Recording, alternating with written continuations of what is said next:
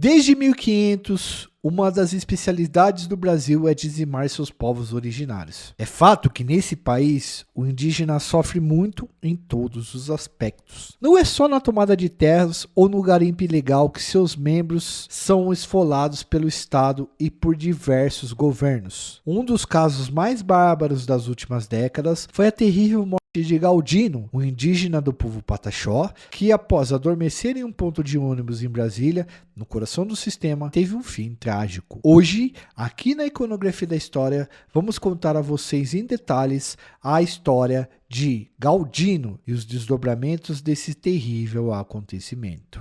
Fala galera, tudo bem com vocês? Aqui é Joel Paviotti do canal Iconografia da História. Eu vim rapidamente pedir o like de vocês. O like é um pequeno gesto de vocês que tem um grande retorno para nós. Deixe seus likes e sem mais delongas, vamos falar um pouco sobre esse terrível caso que aconteceu no Brasil e que ficou muito famoso na história do nosso país. Edu, roda a vinheta.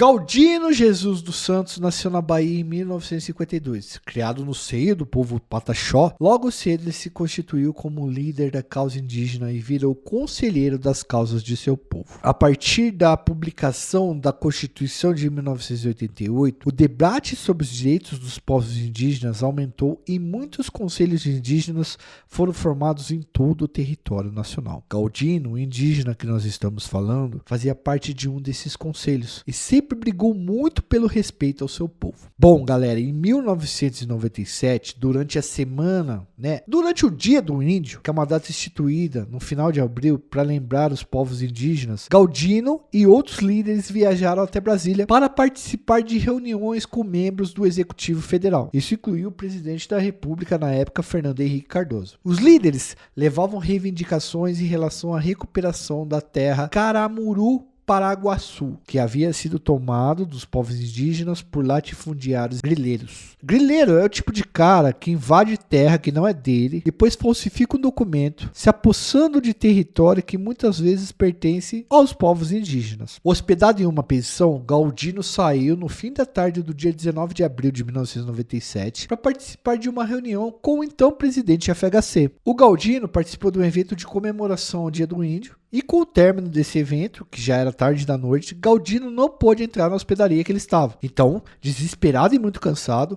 Galdino acabou dormindo em um ponto de ônibus. Então, galera, na madrugada de 20 de abril de 97, enquanto o indígena dormia, 5 jovens da classe alta de Brasília, que estavam bebendo e frequentando as baladas da cidade, resolveram simplesmente colocar fogo em Galdino. É isso. Colocar fogo em Galdino. É isso mesmo que vocês ouviram. Um monte de playboy de Brasília resolveu, do nada, colocar fogo no indígena que dormia num ponto de ônibus. Vocês não ouviram errado. Chega a dar uma revolta, velho. Pega o nome desses safados aí. Max Rogério Alves, Antônio Novelli Villanova, Tomás Oliveira de Almeida, Heron Chaves Oliveira e Gutenberg. E o menor que não foi identificado na época e a gente não conseguiu achar o nome dele. Esses caras são todos filhos de juízes de gente importante de Brasília na época. Então, a gente não descarta que possa chegar aqui um processinho pra nós e tal, mas tudo bem. O jurídico que a gente tem é pra isso mesmo e eu acho isso interessante, mas a gente vai dar o nome dos caras e já deu. Só que como a justiça já julgou e condenou os caras em todas as instâncias,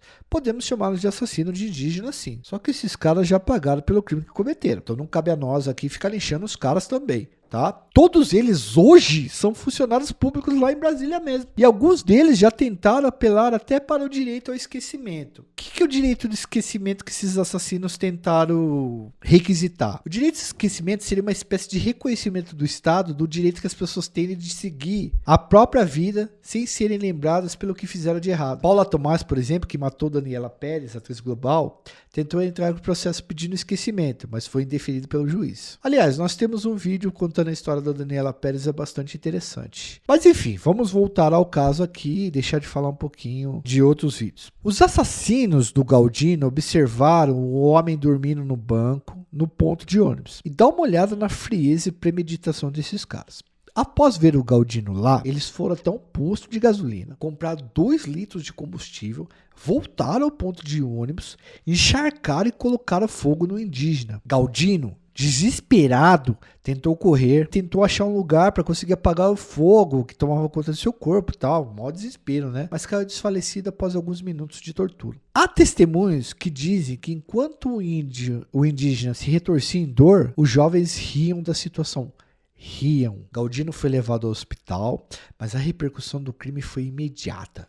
Os principais meios de comunicação cobriram o caso. Os criminosos, filhos de homens poderosos, foram expostos para todo o país. Uma fotografia do indígena Pataxó, enrolado em faixas, todo queimado em cima de uma maca, foi capa de jornais em todos os lugares do Brasil. Os algozes assassinos de Galdino chegaram a dar entrevista, gente, sério, chegaram a dar entrevista dizendo: a gente só queria fazer uma brincadeira, por isso que a gente tacou fogo no cara. A gente achou que era um morador de rua, uma pessoa em situação de rua. Como se pessoas nessa situação não merecessem estar vivas. Como se eles não considerassem humanos esse tipo de pessoas. Essa foi a cabeça da juventude elitista de Brasília naquela época. O indígena faleceu horas depois em consequência das queimaduras gravíssimas desse terrível crime. Os assassinos foram julgados e sentenciados a 14 anos em regime fechado por homicídio triplamente qualificado. Ou seja, eles premeditaram o crime por motivo torpe, usaram meio cruel e não deram chance de defesa alguma à vítima. Na época, pessoal, quando os caras pegou 14 anos de cana, a população brasileira se revoltou muito com as penas. A justiça justificou que todas as pessoas envolvidas no crime eram réus primários, tinham residência fixa, estudavam, era filho de não sei quem. Essas justificativas causam uma revolta, mas assim, é dessa forma que o sistema de justiça brasileiro funciona. O crime causou protesto em todo o país e até hoje é relembrado como uma triste história brasileira. Talvez, galera, a única coisa aceitável em toda essa história é que a onda de protestos que o crime gerou ajudou a fortalecer a luta dos pataxós pela devolução de suas terras. Semanas após a repercussão do caso do Galdino, os indígenas do seu povo conseguiram ocupar as 3 fazendas tomadas por grileiros. Eles conseguiram retomar o lugar que eles queriam e o lugar pelo qual o Galdino lutou. Escrever essa história é revoltante e não foi fácil. Há muita indignação, mas ao mesmo tempo assusta por sabermos que esse tipo de coisa ainda acontece. Inclusive, uma curiosidade importante é que o Galdino já havia perdido o irmão na luta por direito à terra. João Cravinho era o nome dele. Foi morto por jagunços e fazendeiros durante o Matocaia. Afinal, não há nada de novo sob o sol em ver no Brasil homens brancos e poderosos matando indígenas, e isso faz 522 anos que ocorre por aqui. Espero que vocês tenham gostado do vídeo. Se possível, deixe o like de vocês, se inscreva no canal, ative o sininho para receberem notificações dos próximos vídeos. Deixe no comentário de vocês se vocês lembram desse crime, o que vocês acharam sobre o que nós contamos. Se possível, vire membro do canal para nos ajudar a produzir. Dê uma olhada nas referências aí embaixo e procure se aprofundar no tema. E, se possível ainda, clique no botão valeu e faça uma doação financeira para nós, que é de muito bom grado. Eu sou Joel Paviotti, forte abraço, fui, valeu!